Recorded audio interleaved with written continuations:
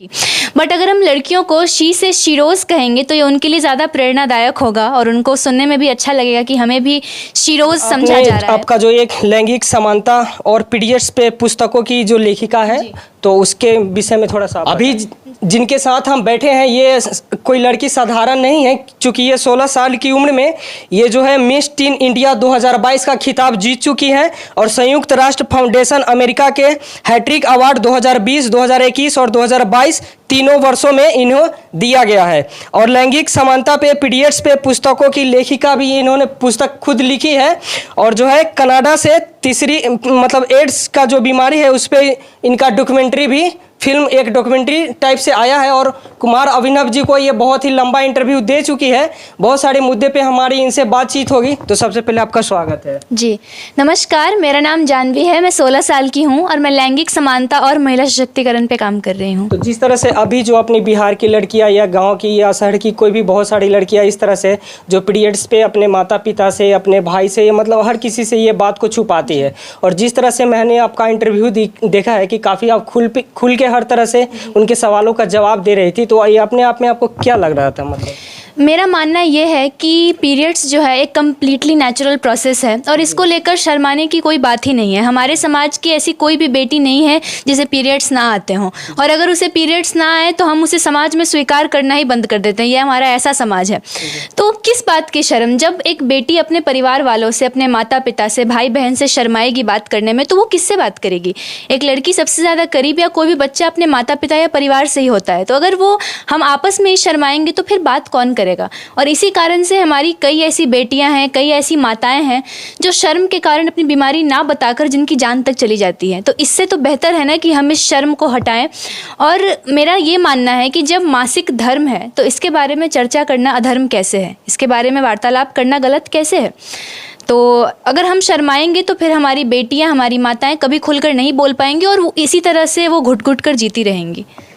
तो ये मेरी पुस्तक है शीरोज़ ब्रेकिंग स्टीरियोटाइप्स। इसका जो शीर्षक है, इसका ये अर्थ है कि जो शीरोज़ वर्ड है उसका ये अर्थ होता है कि जैसे हम ही से लड़कों को संबोधित करते हैं इंग्लिश में और ही से हीरो होता है, कंपैरेटिवली लड़कियों को हम शी से हीरोइन कहते हैं कि ये हीरोइन है उस हीरो की। और ब्रेकिंग स्टीरियोटाइप्स का ये मतलब हुआ कि ये जो हमारी शीरोज़ हैं, ये जो हमारी पावरफुल महिलाएं हैं, ये उन सभी रूढ़िवादियों को, उन सभी गलत धारणाओं को तोड़कर कुछ नया करने की कोशिश कर रही हैं। तो इस पुस्तक को मैंने 2 भाग में लिखा है। पहले भाग में लैंगिक असमानता से जुड़ी जो भी समस्याएं हैं उनका जिक्र है, और आधे भाग में एक मोटिवेशनल स्टोरी है एक गंगा नाम की लड़की की, जो किस तरह से समाज की सारी बुराइयों से लड़ते हुए काफ़ी आगे तक पहुंचती है। और जो दूसरी पुस्तक है उसका नाम है लाल धब्बा, वो बहुत ही जल्द आने वाली है।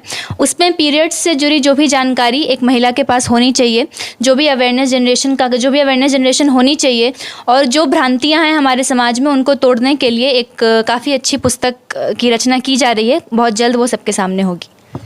और ये जो कनाडा में जो आपका ये क्या एड्स के ऊपर डॉक्यूमेंट्री फिल्म आया था, तो ये इसके ऊपर बताइए। जी पिछले वर्ष 1 अगस्त को मेरी डॉक्यूमेंट्री फिल्म कनाडा से रिलीज़ हुई थी HIV एड्स के ऊपर, और उसको बनाने का मकसद यही था कि एड्स को लेकर जो भी हमारे समाज में गलत बातें हैं कि एड्स छुआछूत की बीमारी है, एड्स एक लाइलाज बीमारी है, और एड्स पर अभी भी कई ऐसे लोग होते हैं जिनको अगर एड्स जाँच में आ जाए तो फिर वो उसका इलाज नहीं कराते हैं, वो किसी को बता नहीं पाते हैं कि मुझे ये बीमारी है। काफ़ी ज़्यादा शर्माते हैं। जी, काफ़ी शर्माते हैं। तो इसी भ्रांति को ख़त्म करने के लिए ये फिल्म बनाई गई डॉक्यूमेंट्री, और इसको जब इसको लॉन्च किया गया उस वक्त कई सारे देश के राष्ट्रीय अध्यक्ष मौजूद थे वहाँ पर, जिनके सामने इस फिल्म को दिखाया गया। और दिखाने का यही मकसद था कि जो विश्व भर की सरकार है वो अपना बजट थोड़ा बढ़ा सके HIV एड्स के पेशेंट्स के लिए, HIV एड्स के इलाज के लिए। बहुत ऐसे मतलब भी पेरेंट्स हैं अपने बिहार में, अपने देश में, कि ये डिसाइड नहीं कर पाते हैं कि हमारी बच्चियों का जो पीरियड्स है उस टाइम हमें किन किन चीज़ों का ध्यान रखना चाहिए। जी ये दरअसल बात ये है ना कि सारे जो नुस्खे होते हैं ध्यान रखने के, वो हमारी माताओं से ही तो सीखा है हमने। जो हमारी दादियाँ होती हैं, नानियाँ होती हैं, उन्हीं से तो सीखा है हमने। बस उनको ये समझ में नहीं आता क्योंकि अब बहुत ज़्यादा साइंटिफिक टर्म्स आ गए हैं, तो पेरेंट्स थोड़ा कन्फ्यूज जाते हैं क्या करें क्या ना करें। लेकिन जो आपके बेसिक घरेलू उपाय हैं वही तो उन सारी सारी साइंटिफिक रेमेडीज़ का वो है, उन्हीं से तो हर चीज़ का जन्म हुआ है। तो अपनी बेटी का ख्याल रखने के लिए सबसे पहली बात तो है कि कम्युनिकेशन को बढ़ाइए, बच्चों से बात करना शुरू कीजिए। आजकल के जनरेशन में क्या हो रहा है कि माता पिता बच्चों से बात नहीं कर रहे हैं, काफ़ी एक गैप आ गया दोनों लोगों के बीच में। ऐसा लगता है कि मतलब बच्चों की सबसे बड़ी समस्या ये है कि उनको लगता है कि माता पिता पुराने ज़माने के हैं, पुराने ख़यालात के हैं, तो उनसे क्या ही बात करना, जबकि ये बिल्कुल गलत है, क्योंकि उन्हीं पुराने ख़यालातों ने आज आपको नई सोच दी है। तो कम्युनिकेशन बढ़ाना चाहिए अपने बच्चों के साथ, और ख़ासकर बेटियों के साथ। उनको ये महसूस ना होने दें कि वो अपवित्र हैं और उनसे दूर रखें, उनको किचन में ना जाने दें, ऐसा ना करें, क्योंकि ऐसा करने से फिर काफ़ी बुरा महसूस होता है। मैं एक लड़की होकर बता सकती हूँ कितना बुरा महसूस होता है जब कोई आपको इस वजह से आपसे बात नहीं करता है, आपके पास नहीं आता है। तो ऐसा ना करें, उनको बिल्कुल कंफर्टेबल फील करने दें।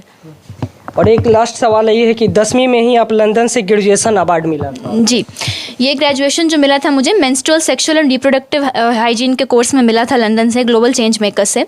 और ये दिया गया था ज्ञान को देखते हुए, जितना भी मेरा ज्ञान है महिला प्रजनन को लेकर या फिर सेक्सुअल राइट्स को लेकर, उसको देकर दिया गया था। और तब मैं क्लास 10th में ही थी जब ये ग्रेजुएशन की डिग्री से मुझे सम्मानित किया गया था।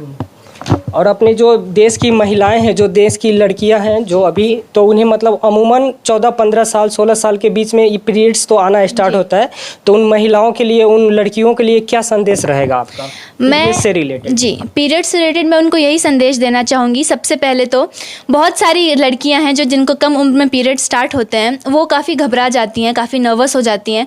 नर्वस होने की बिल्कुल ज़रूरत नहीं है, ये बिल्कुल एक नेचुरल प्रोसेस है, ये आपके साथ होगा। और आपके जो भी प्रिय हैं, माता पिता भाई बहन, कम्युनिकेट करने में बिल्कुल शर्म मत महसूस कीजिए। बहुत घरों में ऐसा होता है कि मतलब अलाउड नहीं होता है ऐसे बोलना लड़कियों का। तो उन लड़कियों के लिए मैं यही कहूँगी कि एक ऐसा व्यक्ति ढूंढिए जिससे आप अपनी समस्याएं शेयर कर सकती हैं, माँ हो, दोस्त हो, कोई भी हो। कोशिश करें कि कोई घर का ही हो, उनसे अपनी समस्याएं आप शेयर कर सकें और बिल्कुल कंफर्टेबल फील करें। हेल्दी खाना खाने की कोशिश करें और शर्माने की ज़रूरत बिल्कुल भी नहीं है। अगर कोई आपको कहीं से भी ये कहता है आकर कि तुम पीरियड्स पर हो इसलिए तुम अछूत हो, तुम अपवित्र हो, तो बिल्कुल उस वक्त ही उसी बात को काटें, क्योंकि ये बात बिल्कुल गलत है। और हम भारत देश के रहने वाले हैं और माता कामाख्या का मंदिर है हमारे यहाँ, जहाँ पर माता के योनि की पूजा की जाती है। और उसमें उस मंदिर के माता के दर्शन के लिए लोग घंटों घंटों लाइन में लगे रहते हैं, लेकिन जब अपनी ही माँ और बेटी के साथ, माँ और बेटी को पीरियड्स आते हैं तो लोग उन्हें शर्मसार महसूस कराते हैं, अछूत समझते हैं। तो फिर ये कहाँ का न्याय है, जब माता रानी जिनकी हम सब पूजा करते हैं, उनके मंदिर में जाने के लिए हम मतलब सब कुछ कर जाते हैं, लेकिन अपनी ही माँ और बेटी और बहन का सम्मान नहीं कर पाते हैं। तो इससे बेहतर है कि उनको भी उतना ही सम्मान दें, उनको भी उतना ही कंफर्टेबल फील कराएं। चलिए ठीक है। और ये जानवी जी के साथ हमारा एक छोटा सा प्रयास कैसा लगा, आप लोग अपनी राय को कमेंट सेक्शन में ज़रूर दीजिएगा। और हमारे इस मुद्दे पे जो बातचीत हुई उसके बारे में आप क्या सोचते हैं, इसके बारे में भी आप कमेंट सेक्शन में राय दीजिएगा। और इस वीडियो को ज़्यादा से ज़्यादा शेयर कीजिएगा ताकि ज़्यादा से ज़्यादा पेरेंट्स तक देख पाएँ और बहुत लोगों के बीच ये संदेश जा सके। और लास्ट में कुछ युवाओं के लिए कुछ संदेश देंगे? जी बिल्कुल। मैं युवाओं को यही संदेश देना चाहूँगी कि समय की कद्र करना सीखें। जिस इंसान ने समय को नहीं पकड़ा वो इंसान कुछ नहीं कर पाएगा। तो अपना टाइम कम से कम वेस्ट करें और कुछ ना कुछ अलग सोचें, क्रिएटिव सोचें, इनोवेटिव सोचें, क्योंकि अभी भारत को आगे लेके जाने की जिम्मेदारी हम युवाओं की ही है। तो कुछ अलग सोचें, माता पिता का सम्मान करें, समय का सही उपयोग करें और ज़िंदगी को एंजॉय करें अच्छे से। ऐसा नहीं है कि अपने सपनों को पूरा करने के लिए खुद को ही भूल जाना है। खुद से प्यार करें, खुद को समझें। बस यही कहना चाहूँगी, अच्छे से जिएं। सबसे ज़रूरी बात यह है माता पिता का सम्मान करें, क्योंकि जैसा कि हम देखते हैं आजकल के युवाओं में माता पिता का सम्मान नहीं कर पाते हैं। वो तो माता पिता का सम्मान करें और बस अपनी संस्कृति को, अपनी सभ्यता को आगे लेकर जाने की कोशिश करते रहें। चलिए ठीक है। जय हिंद।